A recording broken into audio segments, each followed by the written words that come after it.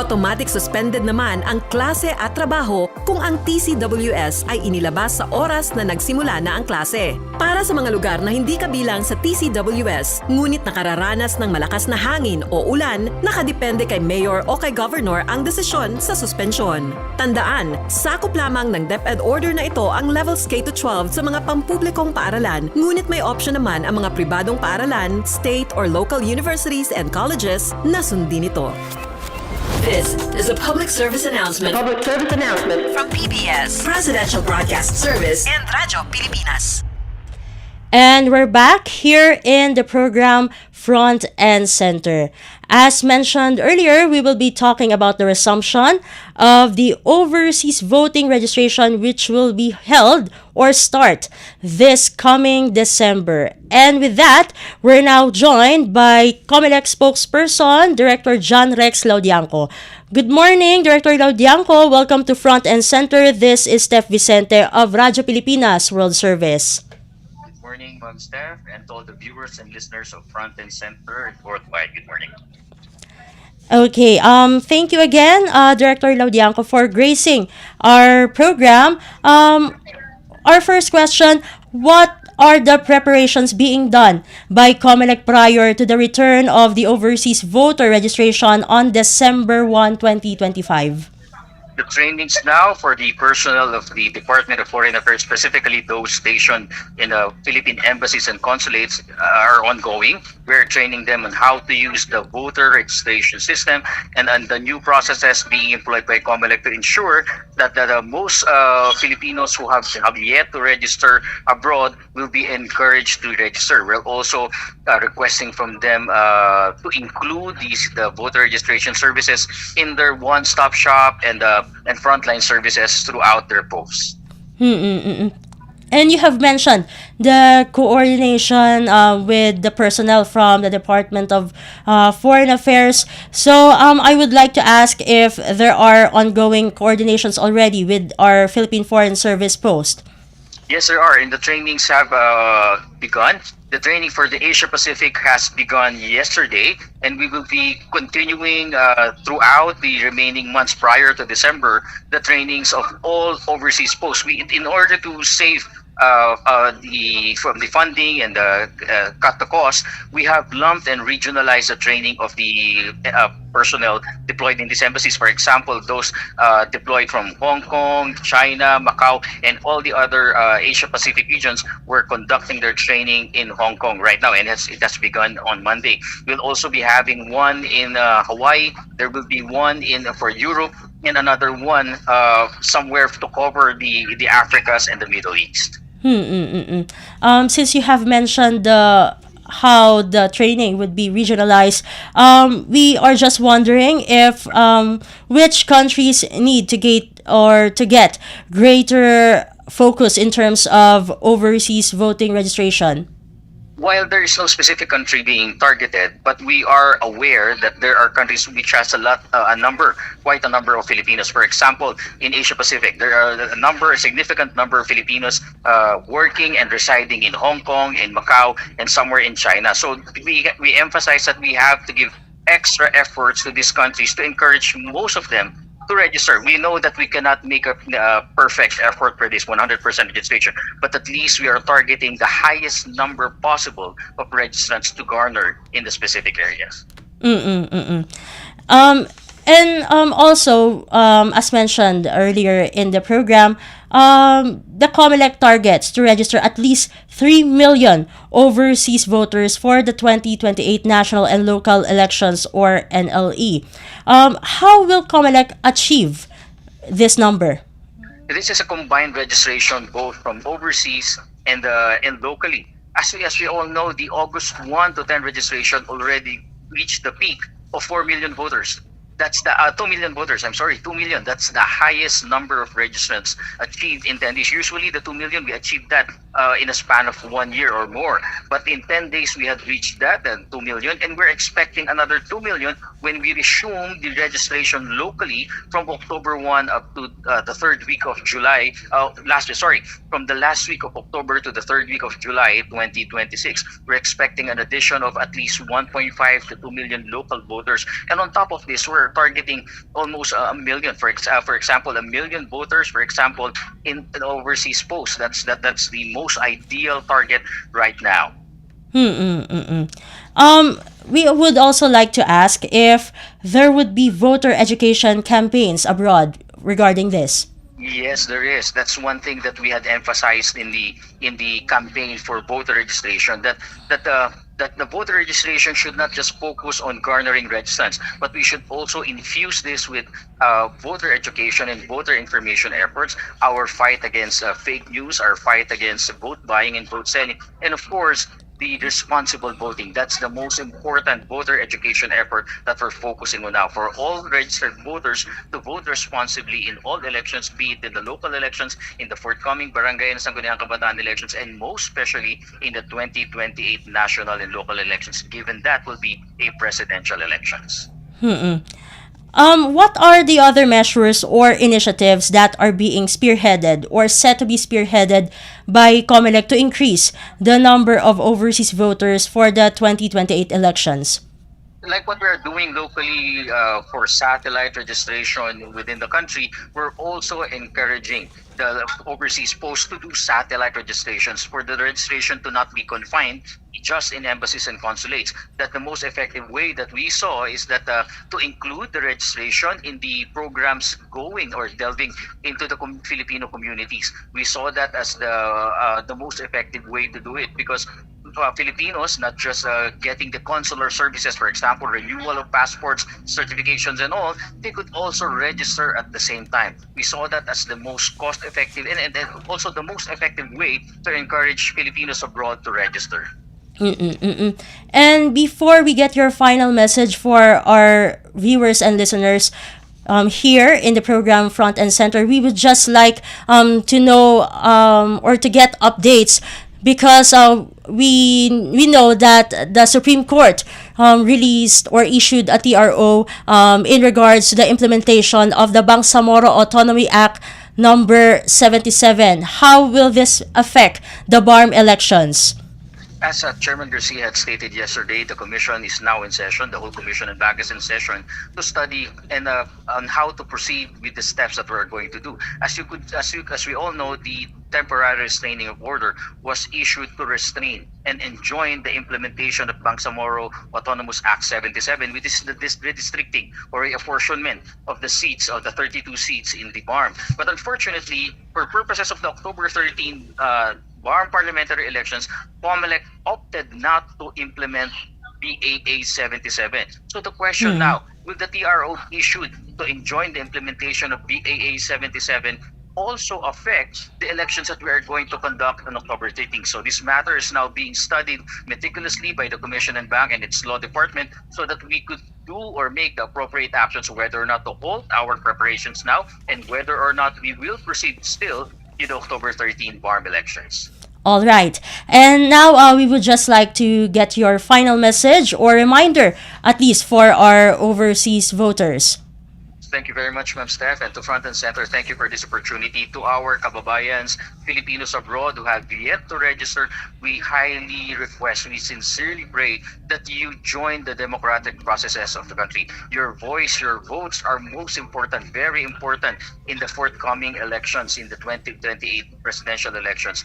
That the future of the country not just lies within the hands of the Filipinos within the Philippines, but you're also Filipinos, and the future of the country also lies in your hands. So it is in all our best interest to register, participate, and vote responsibly in 2028. And the best way and the only way that we can do that is to start by participating in the voter registration. Thank you very much. And with that, thank you again, Director Laudianco. Until next time, mabuhay po kayo. Mabuhay at maraming salamat po. And we were just joined by COMELEC spokesperson, Director John Rex Laudianco, where we talk about the overseas voter registration as well as the issuance made by the Supreme Court of a temporary restraining order in regards to the implementation of Bangsamoro Autonomy Act number 77, which might affect the BARM elections this coming October. We will just have a quick break And when we come back, we will discuss a couple of topics which are also important for our viewers and listeners here in Front and Center. This is a public service announcement. Discipline is the key. Umiwas sa aksidente sa daan. Ang pagmamaneho ay may kaakibat na responsibilidad, hindi basta mapaandar lang ang sasakyan. Kilatisin ang sarili, ang kahandaan sa manibela, siguruhing inyong konsentrasyon ay hindi magagambala. Importante rin na ating laging isipin, init ng ulo ay huwag pairalin, bagkus kaligtasan ng lahat ang siyang dapat unahin. Isang mahalagang paalala mula sa Presidential Broadcast Service at Radyo Pilipinas, Radyo Publiko 738. This is a public service announcement. Public service announcement from PBS, Presidential Broadcast Service at Radyo Pilipinas, Radyo Publiko 738. Time to celebrate kulturang Pinoy, tradisyon, musika, sining, literatura at iba pa. Anything and everything fun and Filipino. Ito ang Pinoy Kultura. Isa sa mga napakagandang alaala nung bata pa ako was visiting Luneta, running around the well-manicured park, staring up at the Rizal Monument, wondering sino kaya siya at bakit may memorial siya. Yung higanteng relo. Aba, I made sure to pull my parents so I could stare at the floor clock. I couldn't even read the time then pero tuwang-tuwa pa din ako. At eto ang mas nakakatuwa sa Luneta, we didn't really need money to enjoy the park. It was for free. Namamasyal pa sa luneta nang walang Yan ang Pinoy Kultura because our culture is cool. This is a public service announcement. Maging handa sa oras ng sakuna. Para sa iyo at sa iyong pamilya, laging siguruhin. Go Bag ay nakahanda at naglalaman ng mga sumusunod. Ilang pirasong damit, ready-to-eat na pagkain at inuming aabot ng 3 araw. Personal na gamit para sa inyong hygiene. First aid kit kabilang ang alcohol, bandages, gamot sa lagnat, ubo at sipon, pati na rin ang inyong vitamins at maintenance medicines. Maglagay ng pito, flashlight, lighter o posporo. Huwag kalimutan ang mga charger o power bank. At higit sa lahat, isama ang mga importanteng gamit gaya ng inyong mga legal na dokumento, IDs, ATM o passbook, insurance at iba pa. This is a public service announcement. Public service announcement from PBS, Presidential Broadcast Service and Radyo Pilipinas. And now we're back here in Front and Center. So as I mentioned earlier, we will talk about a couple of topics which are equally important for Filipinos living here and also abroad. For starters, the Philippine Department of Foreign Affairs or DFA released yesterday its official statement regarding the Philippine delegation for the United Nations General Assembly or UNGA led by Philippine Foreign Affairs Secretary Maria Teresa P. Lazaro. As the statement says, and I quote, Philippine Foreign Affairs Secretary Maria Teresa P. Lazaro will lead the Philippine delegation to the United Nations General Assembly or UNGA, where she will reaffirm the Philippines' strong commitment to multilateralism and a rules-based order during the UNGA High-Level Week to be held in New York, USA from September 21 to 27, 2025. She will highlight the Philippines' role in addressing complex challenges as well as the country's call for a stronger UN one that promotes peace, security, climate action, migrant protection, and sustainable development. Together with other officials from the Philippine government, she will engage in high-level discussions on critical issues, including on artificial intelligence, climate financing, migration, biodiversity, and maritime security. She will also meet with foreign ministers to strengthen bilateral and multilateral ties, promoting Philippine interests and advancing national priorities. The Philippine delegation will also ramp up efforts to pursue the country's bid for a non-permanent membership in the United Nations Security Council for the term 2020 2027 to 2028. Meanwhile, Philippine Department of the Interior and Local Government or DILG Secretary John Vic Remulla said the Philippine National Police or PNP will deploy 50,335 police officers to ensure the peaceful conduct of the rallies that would be held on September 21. In an interview, Secretary Remulla said deployed PNP personnel will handle various priorities including police visibility, standby units, traffic assistance, checkpoints, and border control. This as thousands of protesters are expected to join two separate rallies in EDSA and Luneta on Sunday, slamming the corruption of the flood control projects. Secretary Remulla assured the public and the protest groups that President Ferdinand R. Marcos Jr. is supportive of the movement. The conduct of rallies is allowed as long as the necessary permits have been secured. While the DILG chief acknowledged that citizens should hold all government officials and personnel accountable, especially those involved in anomalies on flood control projects, he urged them to express their anger and disappointment through peaceful means. In other matters, Philippine Agriculture Secretary Francisco P. Laurel Jr. said on Tuesday that the rollout of the Benteng Bigas Meron Na program to jeepney and tricycle drivers, along with other public transport workers, underscores a more aggressive expansion of the flagship food security initiative of Philippine President Ferdinand R. Marcos Jr., with public school teachers and non-teaching personnel next in line. The 20 peso rollout also kicked off in Navotas City, Cebu City, Tagum City, and Angeles City, Pampanga, initially covering 57,000 beneficiaries. That number is expected to rise steadily depending on data from the Department of Transportation, according to the DA chief. Secretary Tiu Laurel said that the National Food Authority or NFA has enough inventory to support the program, which also aims to guarantee fair farm gate prices for local palay producers. By October, the DA targets to sell 1,000 tons of rice daily under the 20 pesos program, rising to 2,000 tons in November and 3,000 tons by December. At 10 pesos per household per month and selling schedule at Kadiwa ng Pangulo usually held 3 times a week, the subsidized rice program could reach by December a total of 3.6 million households. The Marcos administration has allocated an additional 10 billion pesos in the 2026 budget to sustain the program's expansion.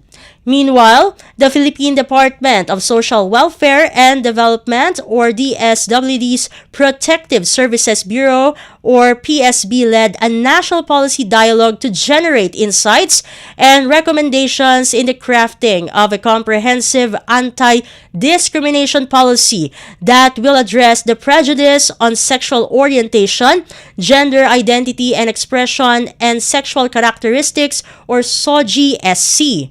Assistant Secretary Ada Colico of the DSWD's Protective Program said the activity dubbed Diversity and Inclusion Committee or DIC National Policy Dialogue aimed to address the rampant discrimination based on SOGI-SC and the hate being experienced by members of the LGBTQIA+ community.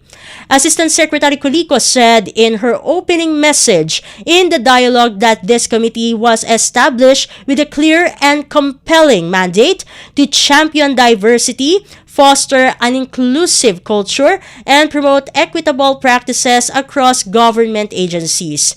The participants that included representatives from various LGBTQIA+ organizations shared their insights on enhancing existing legal frameworks, particularly Executive Order Number 51 Series of 2023, otherwise known as Reinforcing the Diversity and Inclusion Program, reconstituting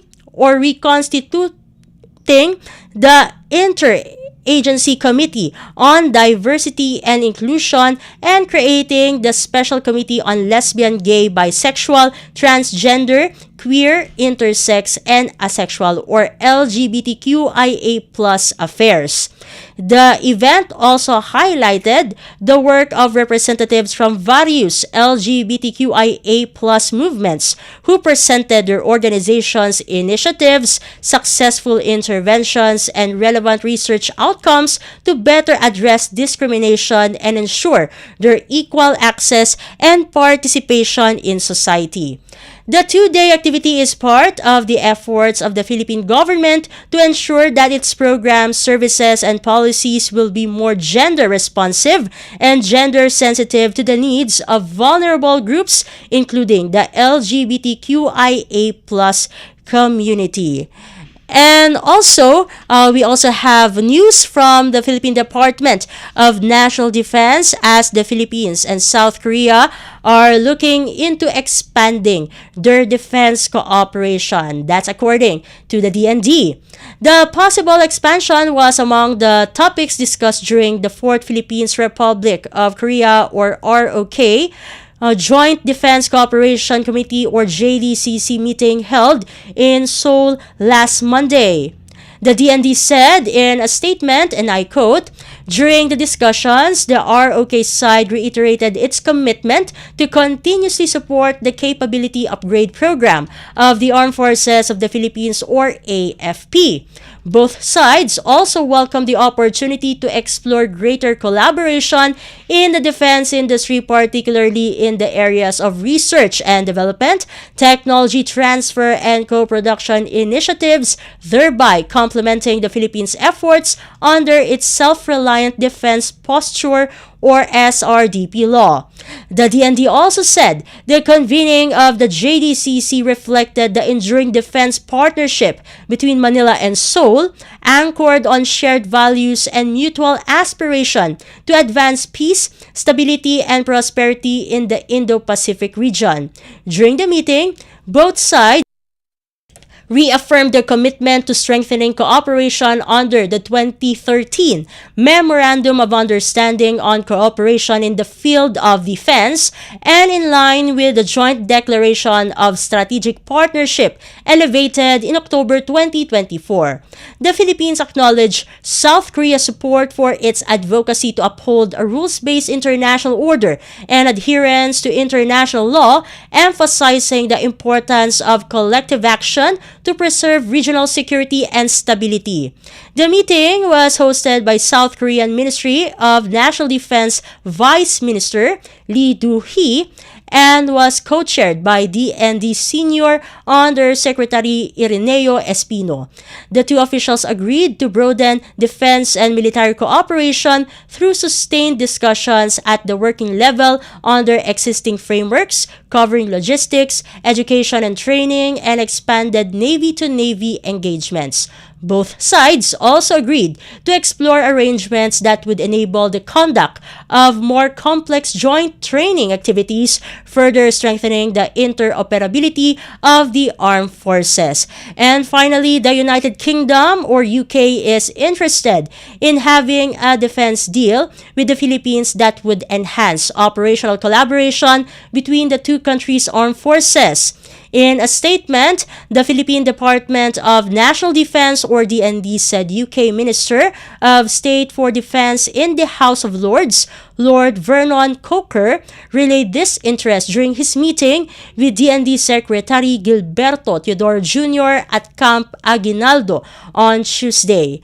The DND said, quote-unquote, during the call, Lord Coker presented Secretary Teodoro with a letter from the retired Honorable John Healey MP, the UK Secretary of State for Defense, conveying their intent to enter into an agreement with the Philippines.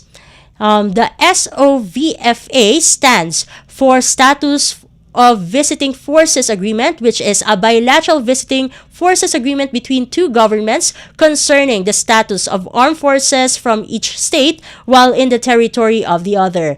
Secretary Teodoro thanked the UK side for their interests, saying this demonstrates the growing convergence between Europe and the Indo-Pacific in upholding the rules-based international order.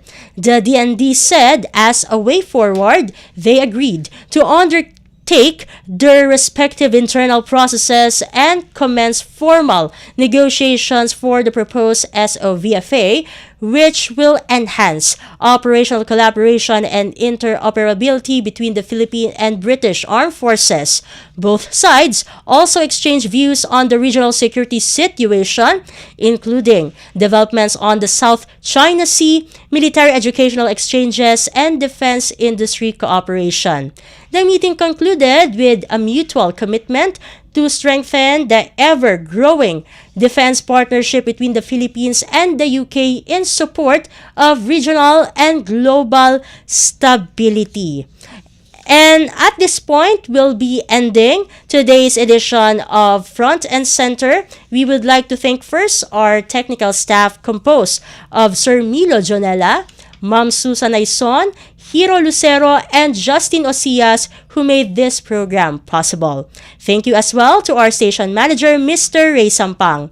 Until the next episode of Front and Center, on behalf of Jerome Toledo, this has been your host for today, Steph Vicente. Good day and stay safe, everyone.